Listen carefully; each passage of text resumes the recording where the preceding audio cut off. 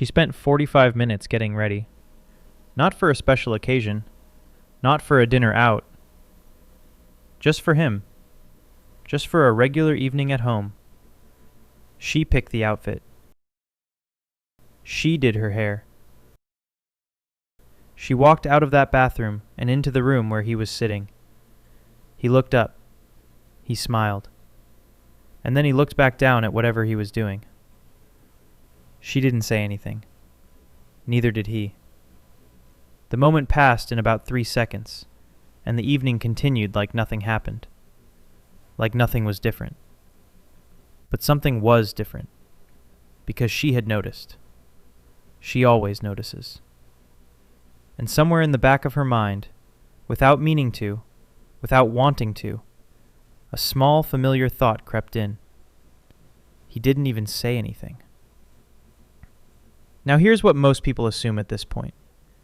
They assume he's gotten comfortable, that he's stopped trying, that somewhere between the beginning and now, he ran out of things to say about her, or stopped caring enough to say them.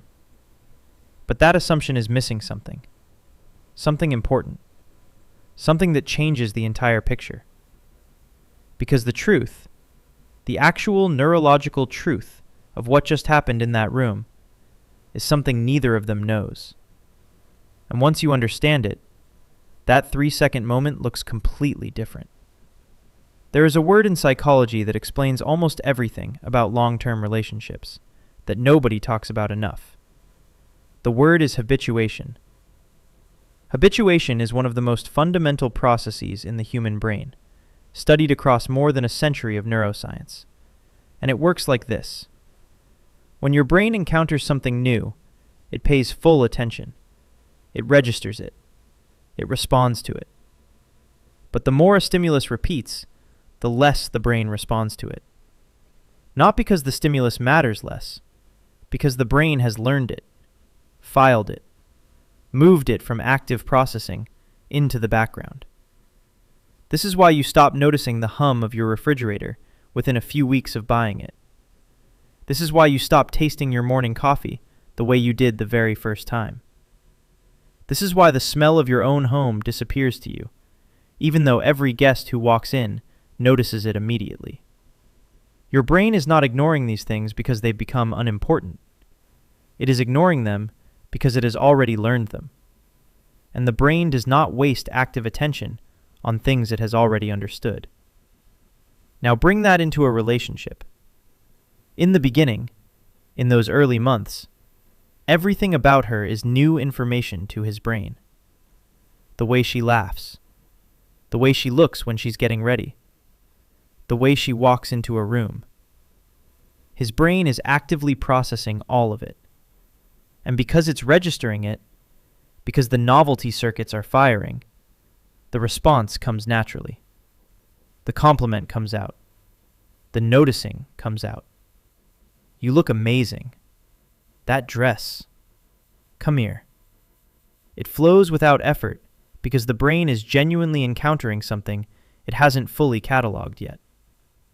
But by year 2, year 3, year 4, his brain has learned her. Deeply, completely learned her.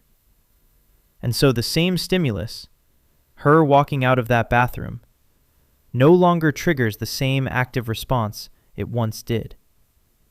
His brain sees her, registers her as safe, as familiar, as home, and moves on. He still thinks she looks incredible. That part hasn't changed. He just stopped saying it.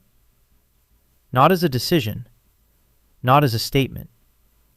His brain simply stopped flagging it as something that needed to be said out loud. That is habituation. And it is the single most invisible force quietly working against long-term love. Now step across that room for a moment. Because while his brain has been quietly filing her away, something has been happening on her side that is just as real, just as biological. The human nervous system, particularly in the context of a close bond, is constantly scanning for signals. Not dramatically, not consciously. It runs a quiet background check, all day, every day, asking one fundamental question. Am I still safe here? Am I still seen?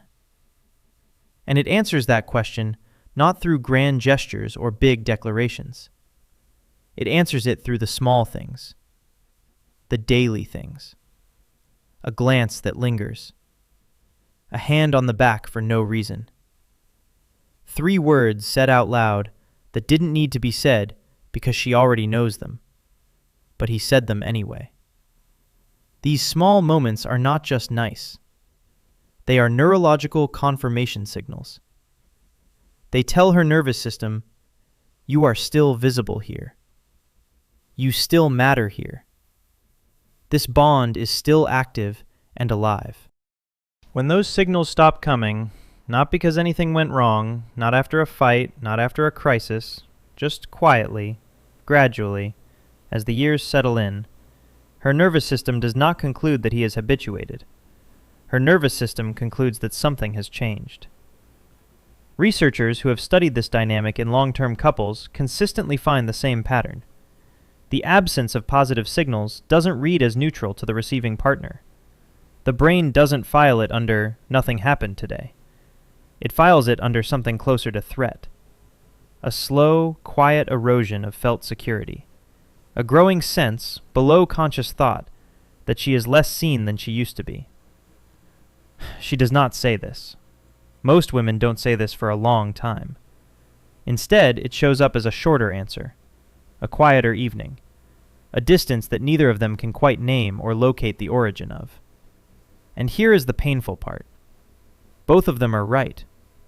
He genuinely still sees her. She genuinely is not feeling seen.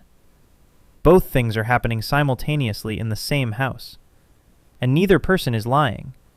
They are just operating on completely different neurological information. Now here is the finding that changes everything, because it seems almost too simple to be true.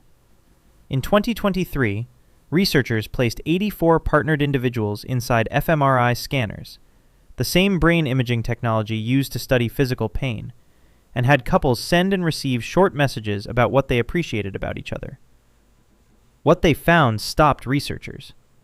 When participants received a genuine compliment from their partner, a real, specific, personal acknowledgement, the brain regions associated with reward processing and empathy lit up.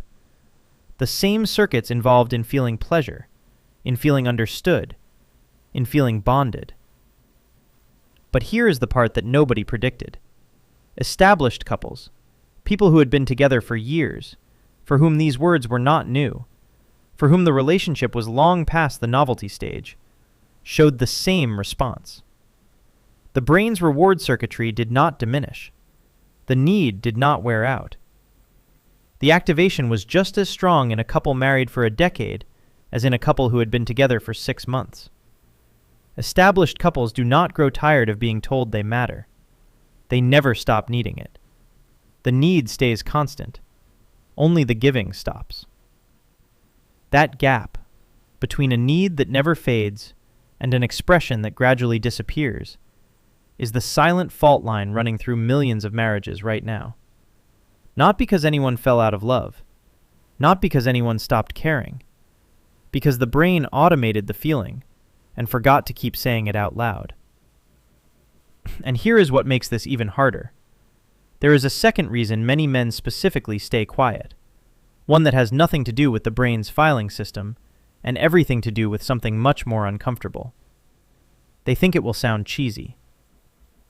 After years together, saying, "You look beautiful tonight," to the woman he has said it to 1,000 times before, feels somehow unnecessary, even embarrassing, like a line from a film, like something that would require an explanation for why he suddenly said it. So he doesn't. He keeps it inside, and what she receives instead is silence, which her nervous system reads as something it was never meant to carry. Here's what this means, for both of them. He is not withholding. He is not indifferent. He has not quietly decided she is less beautiful than she used to be. He is a man whose brain learned to do its job, and its job is to filter the familiar into the background so that active attention can be given to what is new. She became the most familiar thing in his world, and the most familiar things are the ones the brain stops announcing. She is not being dramatic. She is not asking for too much. Her nervous system is running a completely legitimate process, monitoring the bond she depends on for safety and security, and the signal it keeps looking for has gone quiet. Her response to that quiet is not weakness. It is the biological consequence of a real absence. Neither of them caused this. The brain caused this. Habituation is not a character flaw. It is a feature of how every human nervous system on Earth operates, and it catches couples off guard precisely because it happens so slowly that nobody notices until the distance is already there. But here is what matters. The brain that habituated can be interrupted. Unlike many things that change in long-term relationships, this one does not require rebuilding something that was lost. It requires reactivating something that is still entirely there, still felt, still real, still present, just no longer being said. Researchers who have studied positive interaction in couples have found something remarkably consistent.